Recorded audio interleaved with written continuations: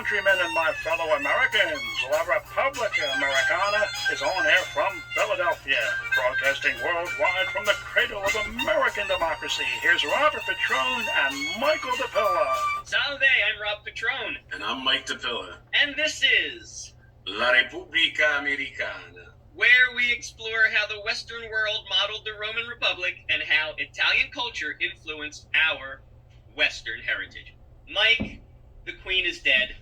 As we record this, Queen Elizabeth of England sadly has died, and succeeding her is her son, King Charles III. Interestingly, he's not the first King Charles III. He's the first in England. He's not descended from Charles I and Charles II. Those guys were stewards, but the House of Stuart, that is. But they were both Catholic sympathizers, and Charles I actually was beheaded for being a Catholic sympathizer, among other things. And Monty Python had a funny joke about him. They said he was 5'6" when he took office, only 4'8" when he left the throne. And his son Charles II, he actually tried to dissolve Parliament because they were trying to pass legislation to keep Catholics off the throne. So some interesting guys, but he's not actually related to them. But he is the third to have the name. But there were other Charles I, Charles II, and Charles IIIs, and the first Charles was actually Charlemagne, which is French for Charles the Great. He was Holy Roman Emperor. And about 3 or 4 generations later, his great-great-great nephew or something, Charles II, he takes over as Holy Roman Emperor, and then there was a Charles III, Charles II's son, Charles III, who ended up being Holy Roman Emperor. And interestingly, he was deposed by the Eastern Franks in 887, and so his Carolingian regime was divided for the first time into the states of France, Germany, and Italy. So in 887, Italy became a thing. A lot of people say, oh, well, Christopher Columbus couldn't have been Italian because there wasn't an Italy at the time. Well, yeah, there wasn't an Italy as a modern nation as we know it, but there was a region. It was Italia. And then it became, I guess, a kingdom, you might say, in 1861 when King Emmanuel unified all of the little minor kingdoms of the Italian peninsula. And then on June 2nd, 1946, the 1946 Italian institutional referendum had voters vote to make Italy a republic. So that was the Repubblica Italiana, and we celebrate it every June 2nd on the Festa della Repubblica.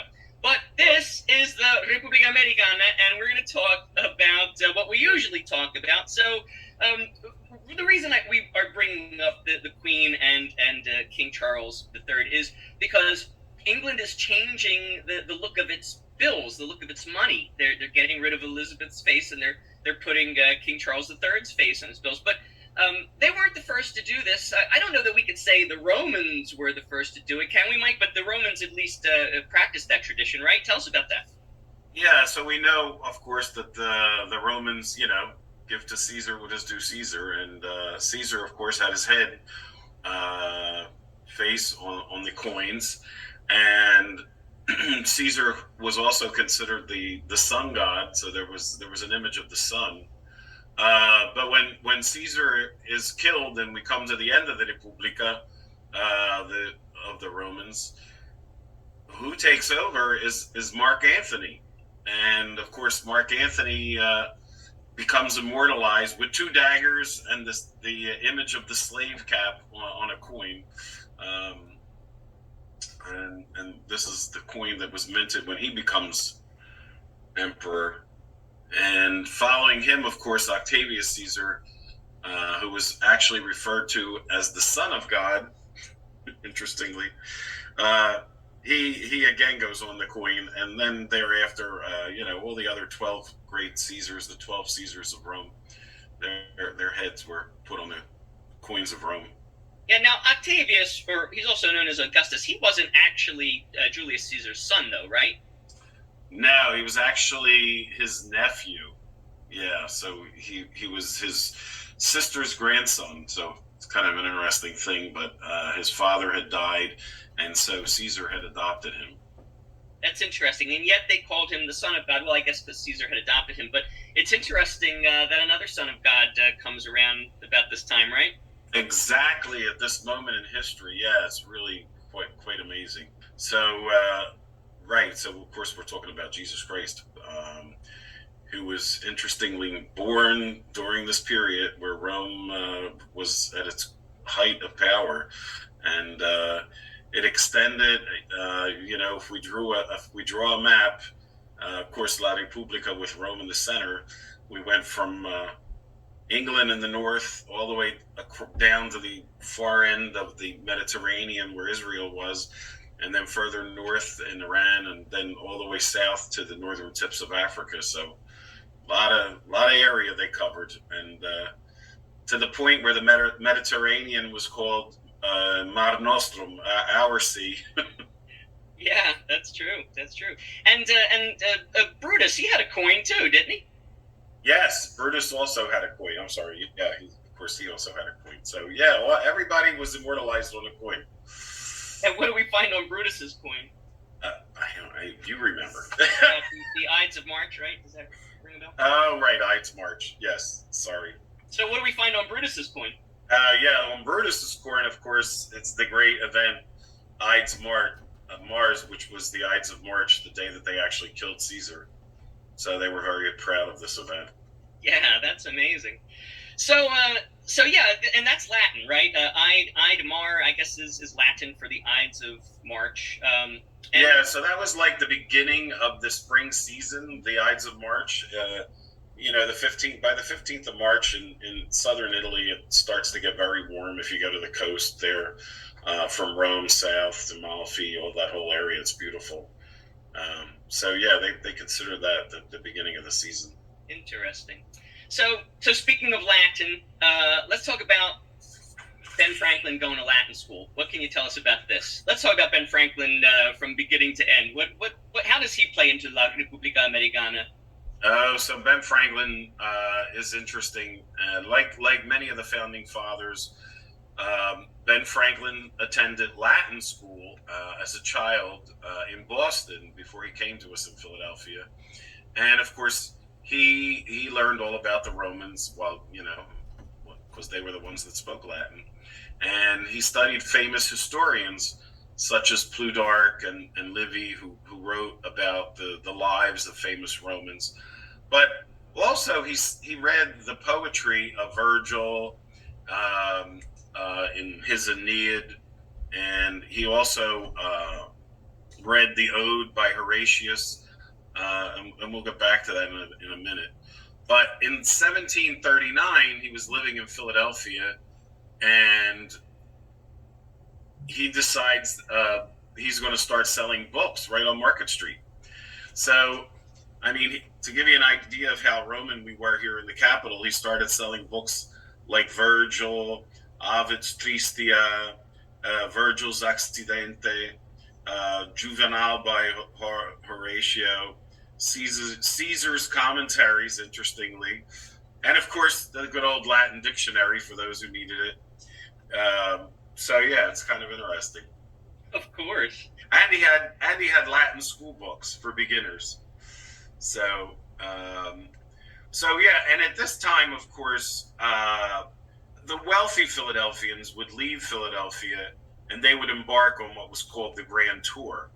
And in parallel to this, the Grand Tour was this trip that a wealthy family would take, or their sons would take, so that they can go to Europe and be educated on the classics and get to see firsthand what these beautiful cities of Rome, Pompeii looked like. And Pompeii had just been uncovered, interestingly, when a woman finds the remains of Pompeii in a well on her property, and they begin to dig, and then they uncover the whole city. And in 1760, we have the first boat service out of Philadelphia to Italy, interestingly, and Richard Allen and Benjamin West, who goes on to become the famous painter, who paints William Penn's treaty with the Indians. They all take off and go to Italy at this time. So, of course, they got to see firsthand the ruins of Pompeii, and they got to see a lot of the ruins in Rome and the Roman Forum. But one of the interesting things they come upon is the Bocca della Verità. And I'm sure a lot of our listeners out there probably know this from the famous movie Roman Holiday, right? Love that movie. Love that movie. With Audrey Hepburn. And, legend has it that if you put your hand into the mouth and you were telling a lie, the lion's mouth would bite you. So it's been traced all the way back to the 1st century. It was believed to be, interestingly, a large manhole cover. And then somehow at some point it was stood up. And again, we have the story even from back in the early days of the Romans. Virgil tells of a woman putting her hand in the mouth because her husband had believed she was unfaithful. Fortunately for her, the lion's mouth didn't close in on her hand. But again, Ben Franklin takes this lion's mouth and he does something interesting with it. So a lot of people may know that, of course, Ben Franklin started the first free library, with the idea of everybody donating books and things of this nature. So he comes up with the idea of a suggestion box. But interestingly, the suggestion box, he paints a lion on the front of the box, but instead of the slips of paper falling into the top of the box like you would with a mailbox, he has it where the lion's mouth opens, and once again, you have to put your suggestions into the mouth of the lion if you dare. That's hilarious. I wonder if anybody ever pulled the stunt that Gregory Peck pulls on Audrey Hepburn. I love that scene, by the way, in Roman Holiday, because, well, first of all, I mean, the acting on by both parties is just phenomenal. Like Audrey Hepburn, she, when Gregory Peck says to her, "Oh yeah, you got to if you're inclined to lie, you put your hand in there and it bites off. Go ahead, put your hand in there." And then the camera does this close up on her, and she's phenomenal. Like you see this genuine look of like, oh my gosh, like I don't want to do that. And then you see her steel her courage to the sticking post, and then she reaches towards it, but then at the last minute she chickens out. And then she says to Gregory Peck, she's like, "All right, go ahead, you do it then." And it's phenomenal because then you see this close-up of Gregory Peck, and his character, not the actor, but the character, is feigning a look of fear and then feigning a look of stealing his courage to the sticking post, and then he puts his hand in, and then hilarity ensues. But that's just a phenomenal scene. They don't make movies like that anymore. And interestingly, the Boca de Leon, that was Franklin's suggestion box. But the original Boca de Verità, that was actually the god Oceanus, who was a Greek god, and he was the god of the oceans. I don't know if he had a Roman counterpart, because I know the Romans had Neptune, but Neptune was really the analog of the Greek god Poseidon, who was the god of fresh water, and so I don't think it's the same god. But yeah, you mentioned that it starts out as this kind of like sewer cover, and that sewer, by the way, is still there in Rome. It flows into the Tiber.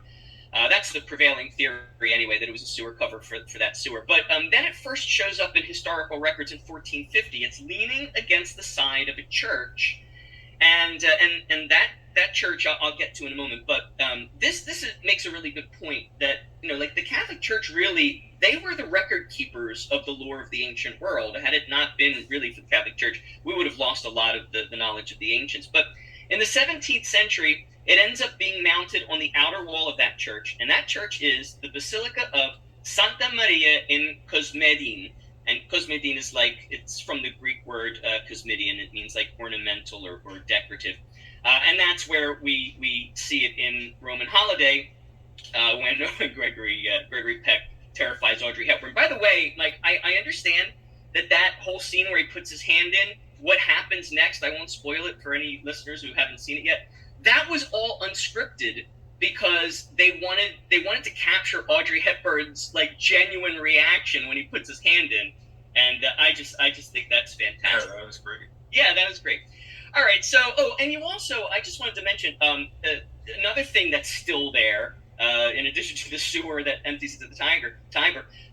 Boston Latin School is still there. So at 8 years old, Benjamin Franklin goes to Boston Latin School, and that was the United States' first public school. So those of you with the public school education, you're in good company, because Ben Franklin went to the first public school in America, and it's still a fully functioning grade school and high school. It went co-ed in 1972, and eventually it moved to the Fenway neighborhood. And a statue of Benjamin Franklin currently marks the School Street location of the original schoolhouse. And that statue and the original location of the schoolhouse is on Boston's Freedom Trail. That's the marked, self-guided 2.5-mile tour route through downtown Boston. I took my kids on that. It's really something to see. So if you go to Boston, make sure to check that out. All right, so let's talk about some other founding fathers. Tell us a little bit about Adams and Jefferson. Yeah, so Adams and Jefferson, of course, Adams was our first vice president, and Jefferson was first Secretary of State during the administration of Washington. And both of these guys, like everybody else back then, studied the classics, and they also knew about Virgil and Horace and all these great Romans. And they corresponded with each other a lot, because, interestingly, by the end of the first term of George Washington, Jefferson decides, this is in 1792, and it's just about the time where the French are also having their revolution for independence, and Washington really doesn't want to get involved in this foreign war. And Jefferson, of course, and Adams, both of them having lived in Paris, they kind of wanted to support the French. So a little bit of problem, occurred in the administration, and Jefferson just decides he's gonna leave the administration, and he resigns as Secretary of State. And there was even talk during this time that Washington had started to become a little bit like Caesar, interestingly. We know he had the largest house in the city of Philadelphia, and because no other home would suit him. And when the capital had been in for a short time in New York City, he wasn't satisfied with the first house there either, and they had to find him an even bigger house, a bigger mansion. But he had some other interesting luxuries.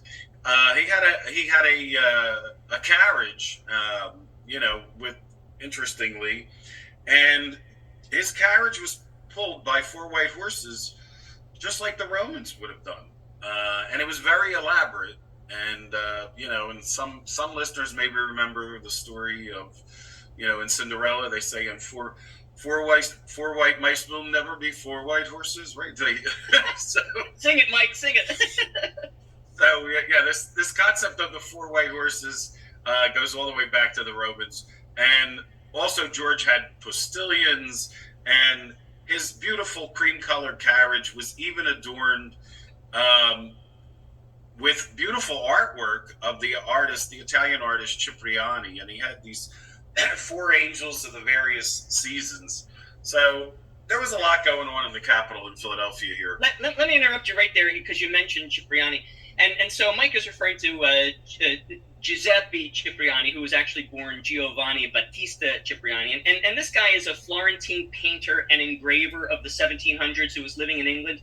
And I mention him because he painted one of the canvases of the organ of a church in Florence called Santa Maria Maddalena de Pazzi Church. Now, there is a St. Mary Magdalene de Pazzi Church in Philadelphia, and it was the first Italian-American parish in the country. So, little connection between Cipriani and Philadelphia.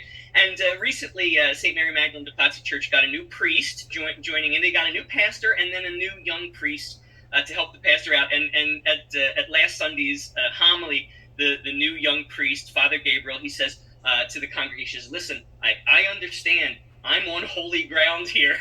And we're all like nodding our heads like, "Yes, you are, Father Gabriel. Well, welcome to the parish." So, all right. So getting back to Adams and Jefferson, though, tell us about them again. So at this point, interestingly, and of course we refer to the Philadelphia as the Rome of America. And interestingly, the idea goes all the way back to Adams. and he got so jealous that Jefferson was able to get out of Philadelphia or get out of Dodge. But what he calls it Rome. Interestingly, in his letter to Jefferson, he says, "I wish I had your plantation and laborers, and I would be tempted to follow your example and get out of the fumum et opus strepticus Romum, aka the smoke and the riches and the din of Rome."